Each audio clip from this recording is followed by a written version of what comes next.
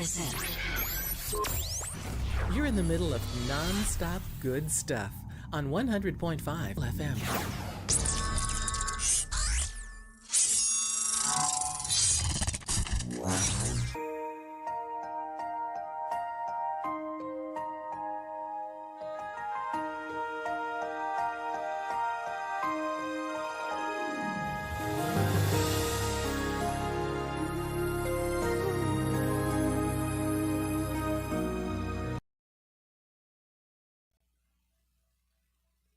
Maayong aga abyan, welcome sa aton nga palatuntunan ang Daily Light from God's Word Radio Broadcast. Nagapasalamat kita sa Ginoo tungod sini nga kaigyonan nga ginhatag niya sa aton sa diin kita makapamalandong sang iya balaan nga pulong. Kag dako gid ang akon nga pagpasalamat sa Ginoo tungod sining bag-o nga kaigyonan nga sa diin makapaambit naman kita sang bahin sang balaan kasulatan nga makita diri sa Episo kapitulo 6 nga nagasiling, mga amay, dili ninyo paakiga ang inyo mga anak, kundili sagura sila sa disiplina kag sa pagtudlo sang Ginoo. Ikaduha sa nauna nga Timoteo kapitulo 3 versikulo 4, kinahanglan magdumala siya sing maayo sang iya kaugalingon nga panimalay nga nagatatap sang iya mga anak nga magpasakop kag magmatinuhuron sila sing bugtos. Kabay ang Ginoo magdugang sa mga pagpakamaayo sa mga pulong nga aton ginbasa. Karon nga aga aton hambalan ang nanungod sang authority sa panimalay. Para sa mga ginikanan, ang authority nila nagasimbolo sang Diyos nun nga authority. Ang mga kabataan nakakita sang Diyos nun nga authority pinaagi sa ila mga ginikanan. Kagtudluan ini nga mga kabataan nga magpasakop sila sa sining authority sang ila mga ginikanan. Abiyan kung ikaw isa ka amay o kung isa ka iloy, kinahanglan nga ipahayag nimo pinaagi sa imo kabuhi kag sa imo mga sugilanon ang otoridad sang Dios. Ang Diyos hindi mutigon. Kag tungod sina, ikaw nga amay kag iloy, magpahayag pinaagi sa imo mga hambalanon, sinang kamatuuran, sinang authority sang Diyos.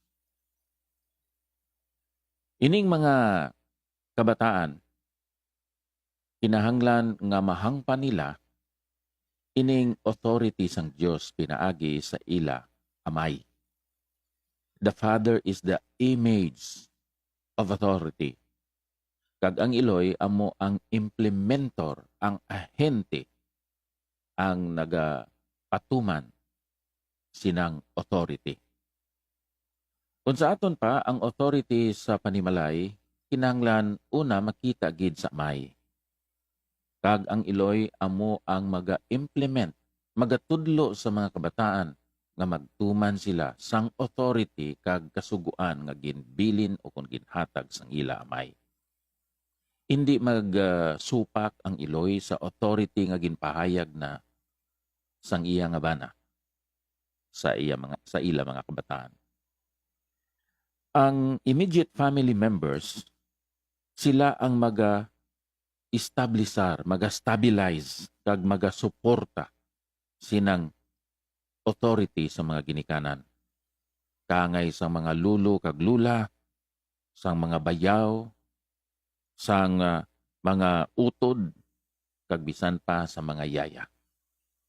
Abiyan sa sini nga aga, ang authority sa panimalay para sa mga ginikanan, they symbolize divine authority.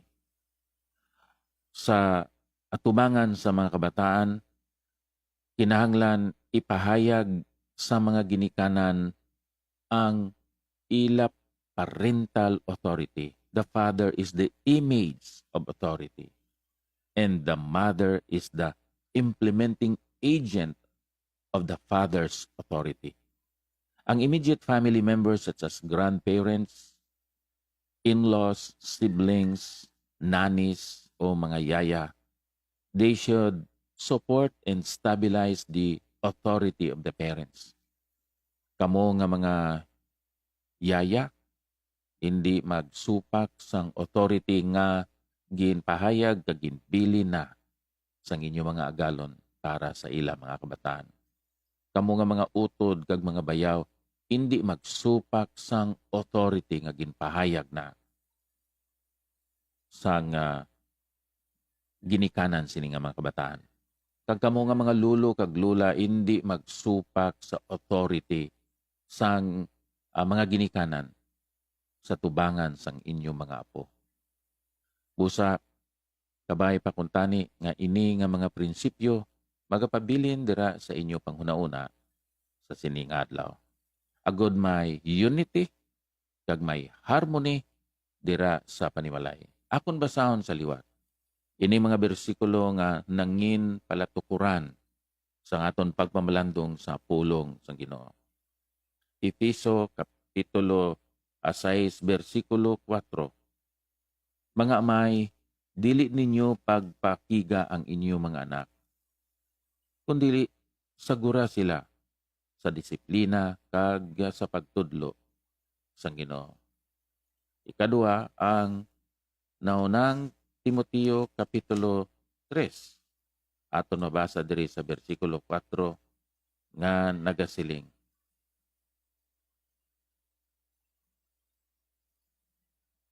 Kinahanglan magdumala siya, naga-refer ini sa pagapilion nga pastor o kon bisan deacon sa iglesia. Kinahanglan magdumala siya sing maayo sang iya kaugalingon nga panimalay nga nagatatap sang iya mga anak nga magapasakop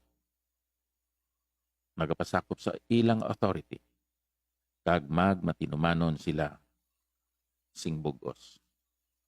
O kabay pakuntani nga kita nga mga ginikanan magapahayag sang parental authority, for we show and symbolize the divine authority na ginpahayag diri sa balaan kasulatan.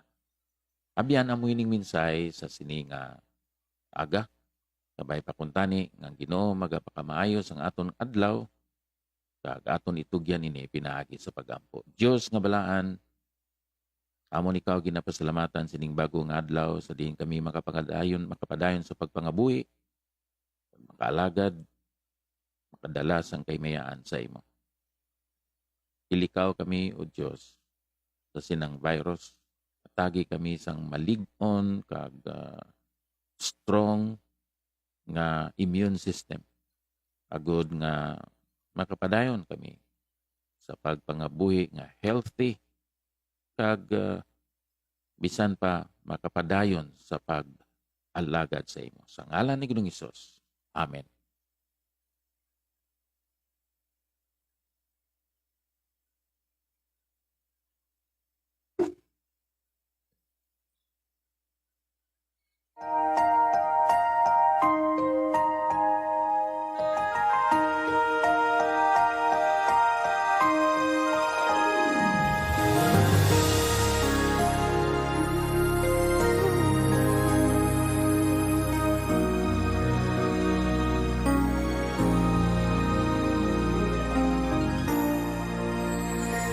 Give